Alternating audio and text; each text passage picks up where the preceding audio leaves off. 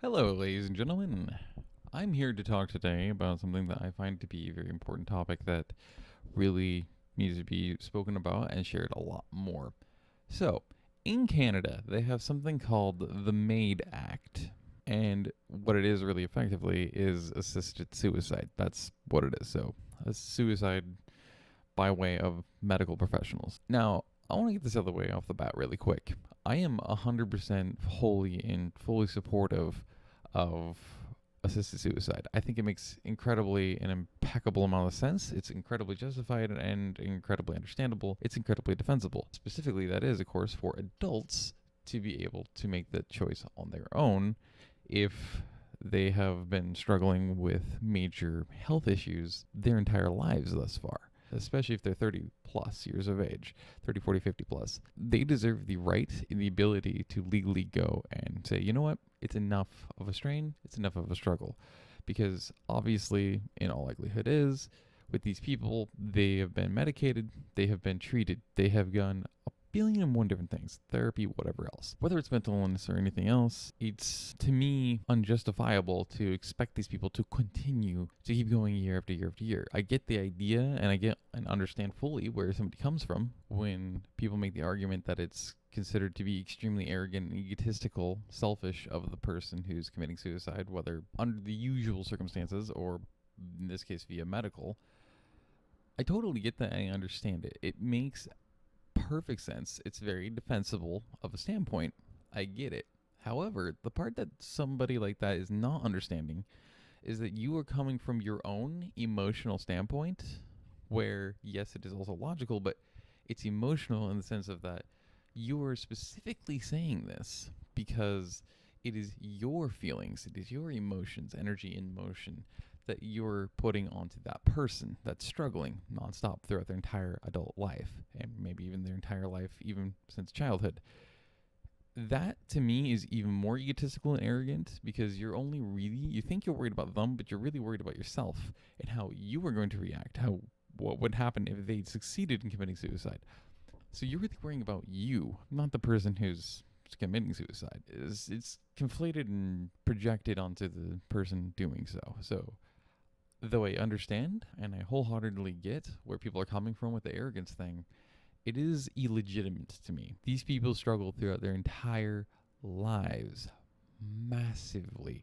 They have, whether it's, again, mental illnesses or some other constant issues. Maybe it's a whole entire stack. It usually is a multiplicity of things that they're struggling with nonstop.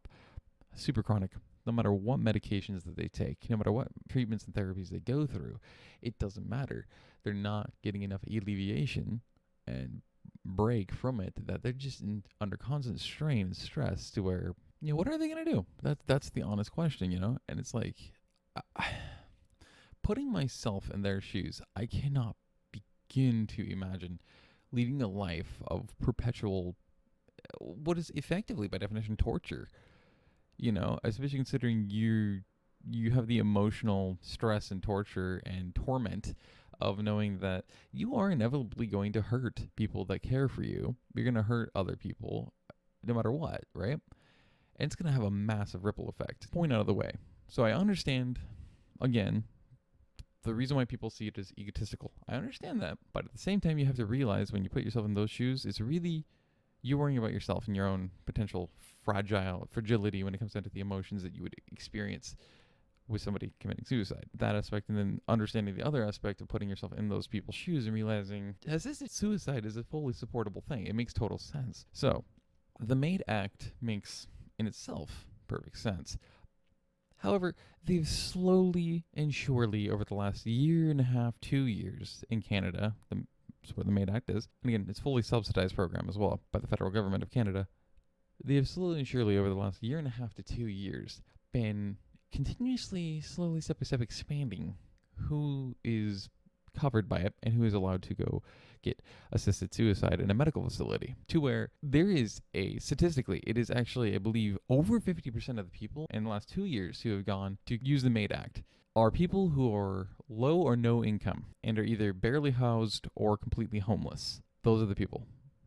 Alongside of, in tandem with them, get this, can't afford medical expenses. Seems really freaking ironic, doesn't it? So they can't afford medical expenses and or they can't afford to live in general. So as a result, they use the MAID Act to get fully subsidized assisted suicide. To me, that already in itself is a massive problem, especially considering they're allowing that. And again, the federal government is wholly subsidizing that via the Canadian taxpayers' dollar. So in Canada, the MAID Act is wholly supported by that, which means that you as a Canadian taxpayer are actually directly paying for these poor people's and homeless people's suicides. Medical euthanasia, however you want to term that. Literally.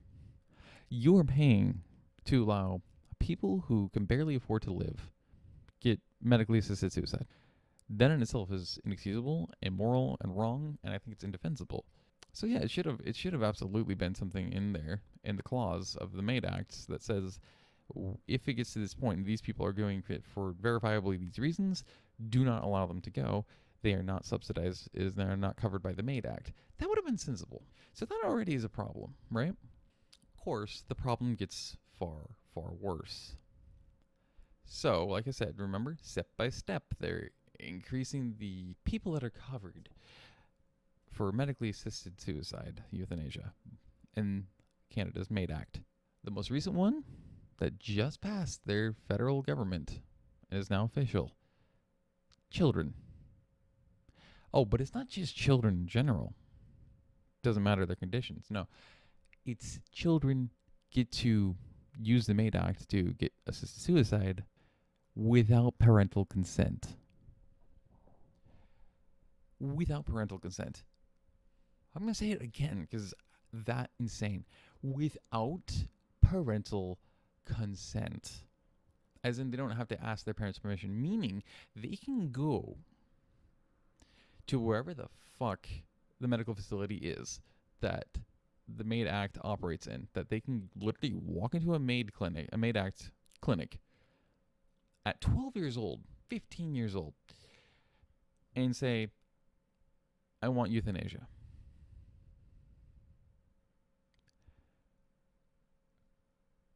Parents have no clue that they're doing that. But because legally it's fully covered in the MAID Act now that they're a child and they say they want it, they have to do it because it doesn't require parental consent, doesn't require their permission. So these kids don't even have to tell their parents that they're going to go do this. And legally, they're literally going to be required by Canadian law under the MAID Act to have to give them that suicide. Children. It's not an exaggeration to point out the fact that, yes, this is going to skyrocket the sheer amount of children that are going to be on the list of deaths via the MAID Act, via assisted euthanasia, medical suicide. It's a fact. It's going to skyrocket that list, especially for the age group between 12 and I'd say 16. Is going to just absolutely obliterate through the ionosphere the amount of kids that are going to do that without their parents' permission, and that will then be statistically be able to be tracked.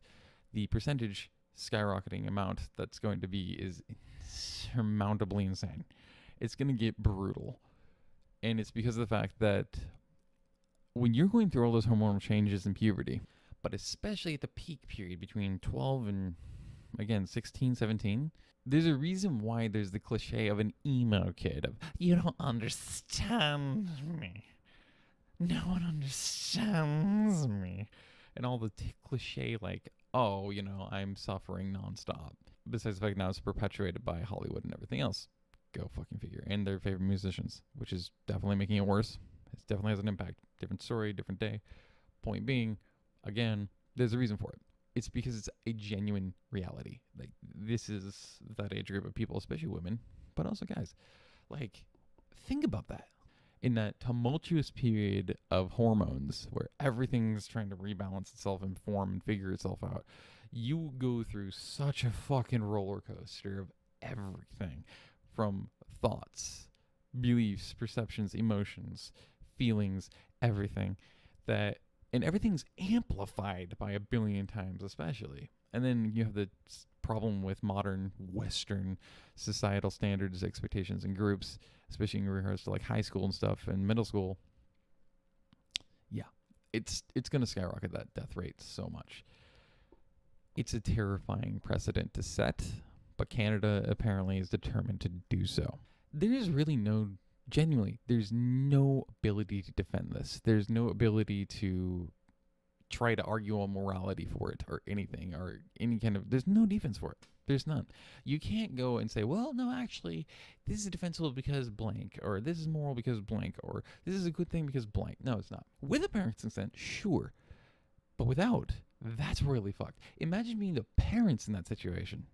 You have no goddamn idea or clue that your kid is now dead because they just got medically assisted suicide, medical euthanasia. You have no idea.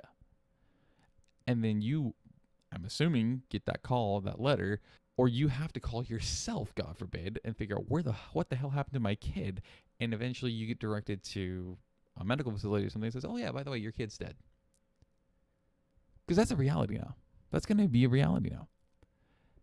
Just let that sink in. Think about that. It just proves how much more indefensible it is. That is so immoral. That is so fucked up and wrong. And I'm an atheist, and I'm talking about morality here. Like how immoral it is. Like I know how clichely, like, oh, that's a super devout, like diehard Christian fundamentalist type of thing to constantly say, oh, that's immoral. How the immorality of it, blah, blah, blah. I'm saying it as a very proud agnostic atheist who fucking hates religion. That is so fucking immoral and indefensible. And I wanted to point out that it's happening now. It's literally law via the MAID Act in Canada. I mean, there's a metric fuck ton of other fucked up things going on in Canada right now that are getting passed and everything else, or they're trying to pass. There's endless amounts, endless list of things I could talk about and probably should eventually talk about with Canada right now. It's crazy what's going up there. I don't know what else to say. Just wanted to talk about that and point it out really quick. If not, at least to raise awareness about it and let you know this is really real. This is what's happening now. And then supposedly so progressive and logical place like Canada. Shit's fucked up in this world now. Let me tell you.